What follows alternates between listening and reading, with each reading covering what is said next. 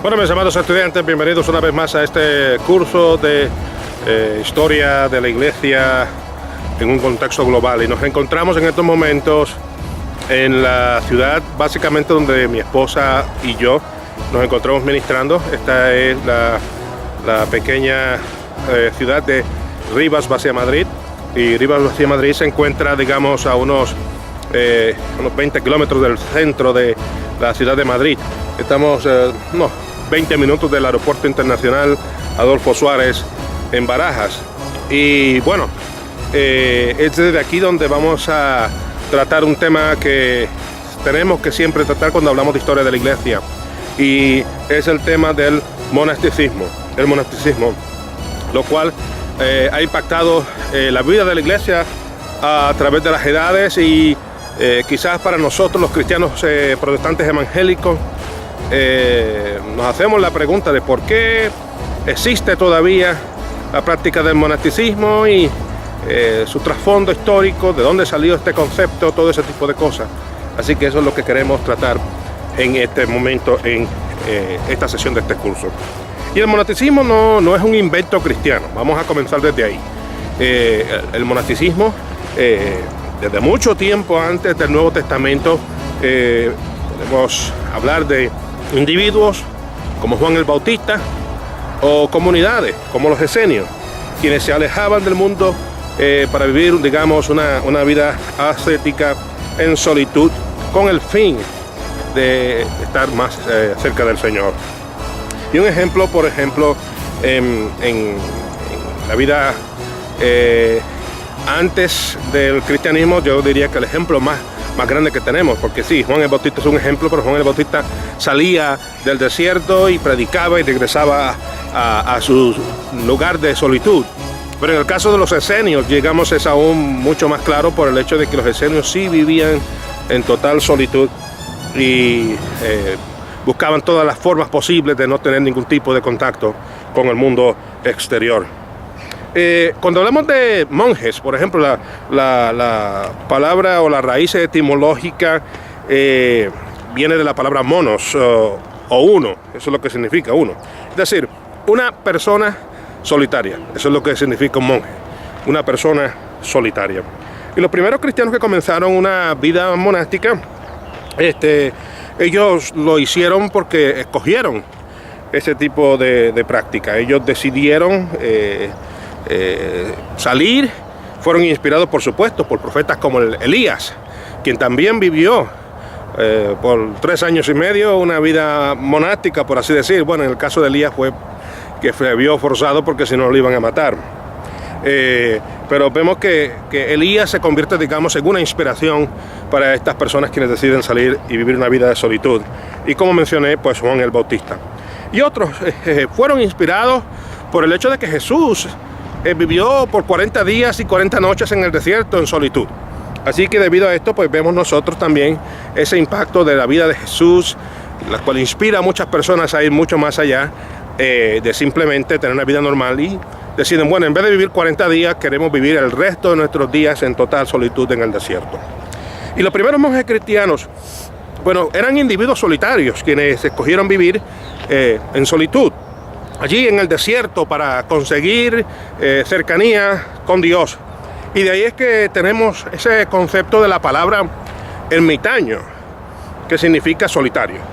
Y algunas de estas personas, pues por supuesto, ganaron notoriedad según pasaron los años. Y por ejemplo, tenemos a los famosos padres del desierto, quienes escribieron y quienes fueron personas de inspiración para que otros emularan este estilo de vida y les siguieran. Así que vemos que de personajes que salieron a vivir solitariamente, vemos entonces el nacimiento de comunidades, las cuales se convierten en los famosos monasterios que conocemos hoy día.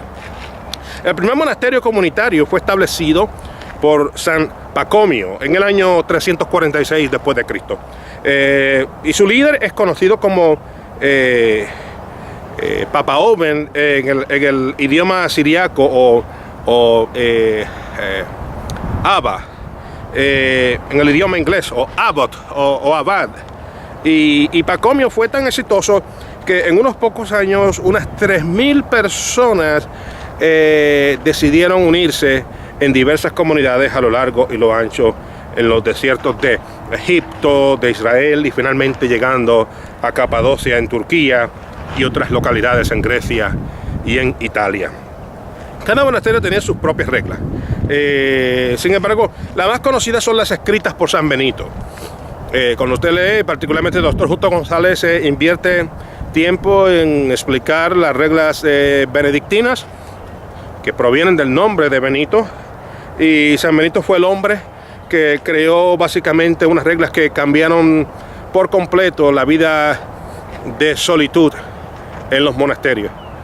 Antes de San Benito habían habido otras reglas, pero siempre se rompían estas reglas. Habían abusos contra los monjes, habían monjes que provenían de familias adineradas, quienes tenían privilegio, y es Benito el que crea una regla la cual es igual para todo el mundo, y vemos que en las mismas hay personas quienes vienen de familias adineradas pero no pueden beneficiarse de su título ni de su dinero. Tienen que vivir tal y como los otros monjes quienes vienen también de trasfondos que no son, digamos, nobles o de personas de dinero. Así que crea, digamos, un terreno igual para todo el mundo en la vida monástica.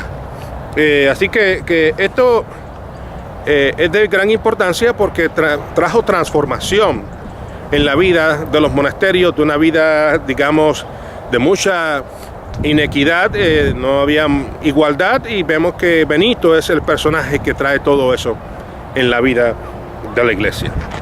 Ahora bien, muchas personas se preguntan ¿por qué este estilo de vida se hizo tan popular durante el tercer, cuarto y quinto siglo después de Jesús? Y la respuesta que personalmente creo es que fue una reacción de parte de un sector de la iglesia a los grandes problemas que estaban ocurriendo. Era el momento en el cual estaba la iglesia amalgamándose con el Estado, había corrupción moral y espiritual en la iglesia en esos momentos, y la reacción de muchas personas para vivir una vida sin contaminarse con el pecado, una vida en la cual ellos estarían en total tiempo con el Señor y poder salvar sus almas. Era huyendo de las ciudades, yéndose a lugares que eran, digamos, inhabitables o inhóspitos, o lugares desérticos, o lugares donde no habían personas. Y allí ellos vivían una vida de solitud con el Señor. Así que este matrimonio de la iglesia y el Estado fue en gran medida parte de esa inspiración. Pero tenemos que entender que, como en todo,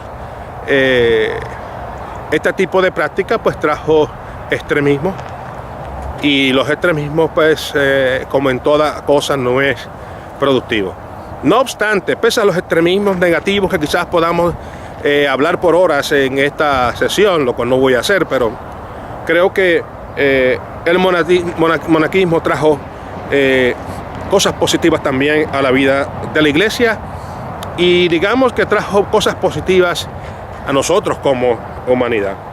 El regalo más grande que tenemos de la comunidad monástica fue la traducción de las escrituras en varios idiomas, la transcripción de otros grandes escritos en diversos idiomas, la preservación de una innumerable cantidad de escritos en diversos idiomas, los cuales hoy son protegidos, muchos de ellos en las paredes de la Biblioteca del Vaticano o en las paredes del convento de St. Catherine en el desierto Sinaí en Egipto. Así que vemos nosotros que esto es de gran importancia, porque estas personas tomaron ese tiempo para poder preservar parte de lo que es patrimonio de la humanidad en términos de lo que es documentos y escritura. Y para que usted sepa, bueno, la comunidad monástica no ha desaparecido. Hoy, en el siglo XXI, todavía tenemos comunidades monásticas. Yo personalmente he estado en la comunidad monástica en Meteora, en Grecia. La iglesia ortodoxa tiene unos monasterios que son encima de piedras, de rocas, muy difícil para poder tener acceso. Yo tuve la bendición de en el año 2011 el poder visitar uno de estos monasterios allí en Meteora, y si usted quiere investigar, vaya a Google y busque monasterios de Meteora, y es algo fascinante el poder ver que todavía la iglesia ortodoxa griega mantiene estos lugares. La iglesia católica romana también pues tiene muchas de estas comunidades monásticas alrededor del mundo. Sin embargo, muchas personas se creen que solamente esto es algo católico, y lo cierto es que la iglesia protestante también participa en la vida monástica. La iglesia protestante tiene monasterios, por ejemplo la iglesia luterana, la iglesia anglicana, la iglesia presbiteriana, los cuáqueros, aún la iglesia metodista tiene monasterios hoy día. Por ejemplo, en el caso de los metodistas, el mismo está localizado en Collegeville, Minnesota. También hay otros grupos ecuménicos en los cuales tanto protestantes como católicos participan juntos de una vida monástica. El más famoso de estos monasterios ecuménicos es la vida monástica o el monasterio Taizé en Francia. Y si usted quiere escuchar de las músicas más hermosas que tiene, digamos, la iglesia en su liturgia, es la música Taizé.